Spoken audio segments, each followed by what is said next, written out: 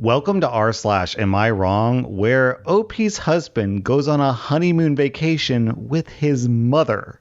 Our next Reddit post is from Dream of Healing. My husband went on vacation with his mom and left me and our 2 kids at home. Am I wrong for being upset? My husband went on a full week-long vacation with his mom to a tropical island that's known for honeymooning. And I'm at home with a 2-year-old and a 4-year-old with a very high-stress job. I'm currently the high earner in the family, by a lot. His response when I told him that I didn't want him to go on the trip was that I could come too. Okay, well, who's gonna take care of the kids? His answer was, my parents, as if it's that simple. My parents already watch them every day while we work, so that would be a lot to ask. I'm currently going through a lot with my mental health, and I started seeing a therapist. That's another reason why this is a very challenging time for him to just up and go on a vacation. Being in survival mode while your significant other is on vacation is not easy. The first night of the vacation, my son was FaceTiming his dad to say goodnight. My son asked for a tour of the hotel room.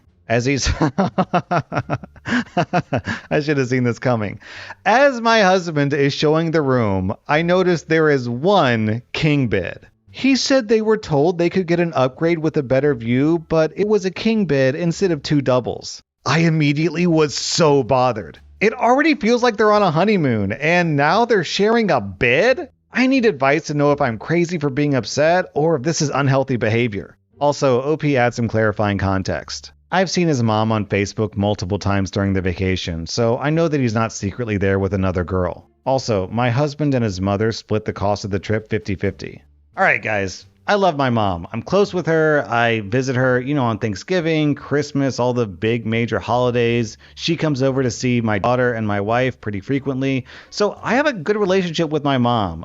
But the idea of going on a week-long honeymoon-style vacation with my mom and only my mom, where we share the same bed, no thank you. I could see inviting my mom if it were like a big family vacation where it was me, my wife, my daughter, and then my mom also came along and she brought her husband. Then that could be, just like a big family trip. But just me and her together? No. Sleeping in the same bed? No. I don't think so. So I don't necessarily want to begrudge people who are so close to their parents that they're comfortable having a week-long vacation with them, but it's definitely not my cup of tea. And I'm guessing that for most listeners out there, it's not their cup of tea either. And even if it is your cup of tea, why would you abandon your wife randomly with no heads up, no warning during a mental health crisis while she's stressed about work and kids? Come on, man. Please put your wife in front of your mom.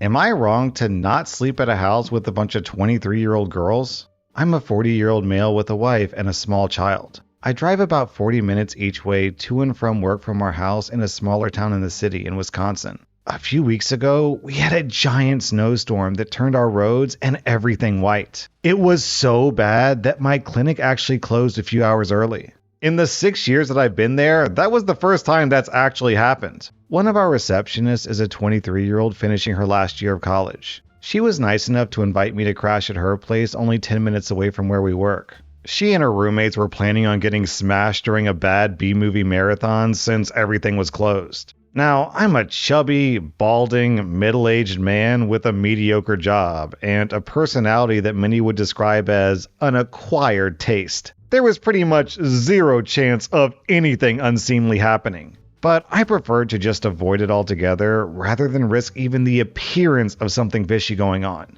So instead, I did my usual 40-minute drive home doing 25 miles per hour on the normally 70 mile per hour interstate with questionable at best tires. It took me an hour and a half to get home, but I made it. My wife was scared for me, but happy that I made it home. A couple days ago, I told her about the offer that one of my coworkers made for me to crash at her place and why I declined. My wife said that she would have much preferred that I was someplace safe rather than having to worry about me making it home alive. I asked her if she wasn't worried about me spending the night with a bunch of girls in their 20s, and she did this kind of laugh, snort, and just walked away. That hurt my pride a little bit, I'll admit. So was I wrong to not take up my coworker's offer to crash at her place for the night? All right, OP, hold on. In your defense, when your wife did that laugh snort, I think that you're interpreting that as like, no chance my husband would ever have a shot with pretty girls. But based on this post and like the kind of vibes I'm getting from this,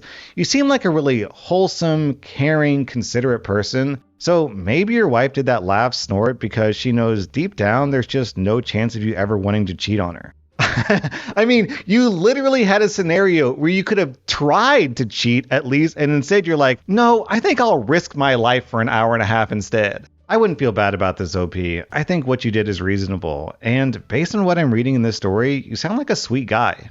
Our next Reddit post is from Chimney. My wife told me that I'm replaceable. I'm a 30-year-old man, and I've been married to my wife, who's 29, for 2 years, and we've known each other for 6. A few weeks ago, we had an argument, and during our disagreement, she told me that I'm replaceable. After our argument, she went out with her friends. I've been dealing with some health problems for a while, and the argument stressed me out, leaving me nervous and unwell. I was alone in the house and decided to call the paramedics because I felt that something was really wrong. To sum it up, I suffered a heart attack. Yo, hold on, a heart attack? OP is 30 years old and he has a heart attack? Jeez. In the hospital, they tried to reach my wife, but she didn't respond, likely because she was still upset from our argument. She called later after coming home when she found out that I wasn't there. After learning of my condition, she came to see me and stayed with me the entire time, constantly crying and holding my hands. After being sent home, she did everything so I could recover faster. However, despite her efforts, I couldn't stop thinking about how she had told me that I'm replaceable. I constantly think about it. I want to confront her about it, but I don't think that I'm ready. Then OP adds some clarifying context. We have no kids, I have genetic health problems, and external factors also contribute to my health problems. I have a higher salary than her, so I mostly pay the bills or buy things for our home. I mostly cook and clean. She does these things too, but mostly me, probably like 60-40 splits. She isn't actively trying to kill me. I hope so, at least. I don't know if she has another guy on the side.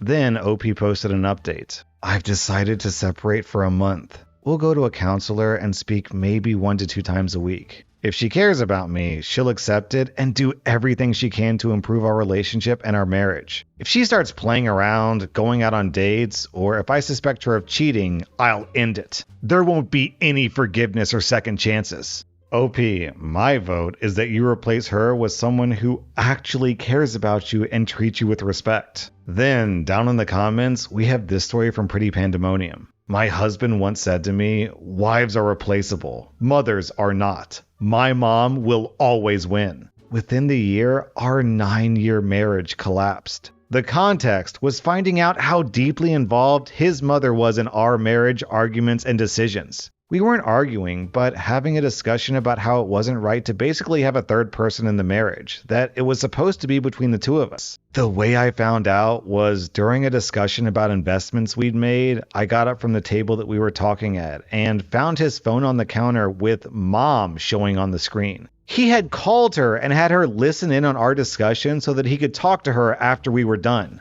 I disconnected the call without comment and she called back immediately. He vehemently argued that I was in the wrong to do that and said that basically it was he and his mom against me and I'd always lose. He said this while she was on the phone listening in. It was like a gut punch. It opened my eyes to a lot of the little things that eventually led to filing for divorce. He was stunned. His mom called me immediately and said, "You can't do that." Well, yeah, I can, and I did. And as a petty move, I also served his mother divorce papers. That way, she could be involved in the divorce, lol. $50 well spent in my opinion. She came to our hearing, and she was so vocal about what she thought was right or wrong that the judge ordered her out of the courtroom, lol. He's her full-time problem now. They've been living together since the separation, and she's miserable about it. They deserve each other.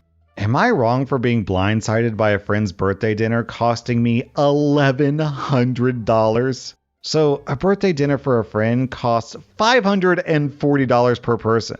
My wife and I were invited to a major city to celebrate a friend's 40th birthday. There were only 2 days in the schedule that we could attend because of my work schedule. We went to a fancy dinner, and we expected it to be over the top and expensive because it's their 40th birthday and they have high-paying jobs and like to splurge. We met everyone at dinner at a fancy restaurant and found out that it was a family-style 6-course meal. When the check came, our friend's wife put it all on her card, and we assumed the bill would be split up afterwards. We knew that it would be expensive, but we were okay with it. We went out for drinks after, slept at our hotel, and drove back the next day. Today, our friend's wife messaged us the total. Minus tax and gratuity, split between the 13 of us, was $540 per person. Me and my wife really thought more like $300 total for both of us based on the quality of the food. I'm pretty offended that it was not communicated ahead of time that this meal was going to be an effing mortgage payment. What do I do here?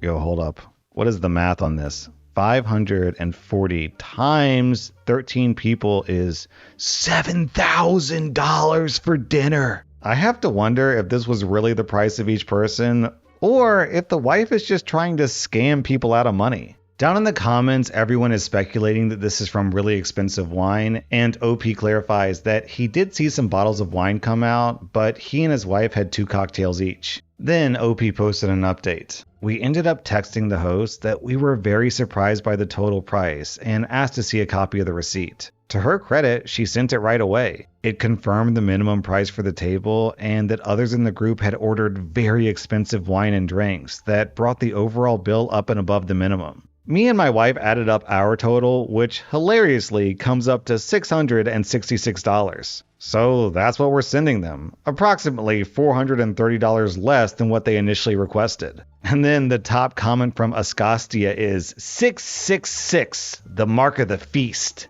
Am I wrong for reporting a high school student for stealing, resulting them in losing out on scholarships? I ordered an item with a price tag of $2,200. I have camera footage of the theft. I brought it to the attention of the parents and they ignored it. The only way to get a replacement was by filing a police report. 3 months later, the cops completed the investigation and they did arrest and charge my neighbor's child. So now, my community and the parents are telling me that I ruined the future of a child over $2,200. The kid in question is 17 years old. The cop who took my report off the record did recommend that I drop the issue since this would fall under a felony and it would really screw up this kid's life. Was I wrong because I wanted my item back? Yo, even the cop told you to just drop it? I have to wonder if he was actually on the kid's side here or if he was just being lazy. Like, oh, I don't want to file a report. I don't want to investigate a crime. It's going to take us 3 months to knock on the door. Yo, they had footage. How did it take them 3 months to investigate if there's camera footage of the theft? So what is everyone here expecting you to do? Just